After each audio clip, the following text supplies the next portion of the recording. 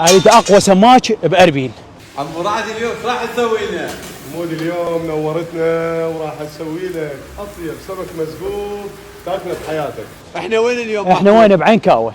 ايه مقابل كنيسه مارقوقيس يم كباب سليمان. اليوم راح نجرب اطيب مسقوف يم عمو رعد. عمو رعد اليوم جايب صديق وياي محمود ما يحب السمك، اريدك تخليه يحب السمك. حجاني فرابط مو اليمين. مسح مو قبول. احنا محمود اليوم. احنا يم اسماك رعد. عمو رعد يابش نفسيته طيبه يا يابا. عمو رعد شلون علاقتك ويا السمك؟ رقم واحد.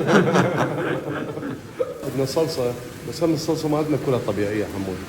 يعني عباره عن دبس رمان، تمر هند، نومي بصره، تمر هند، يعني ما بي اي اصباغ او اضافات او شيء. طب الله يساعد السمك عمي، شنو ايش يصير فيها خاطر الله؟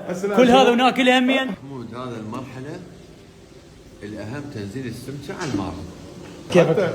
بس على ما كيفك، تتحمل بس على كيفك قاعد تدوس بقلبي، بس على كيفك وياها. هاي تحتاج نساكه حمود، تحتاج نساكه هاي. ايدك كافي محمود. وين رايح؟ وين؟ تعال عمي. اريد اقوى سماك باربيل. وين؟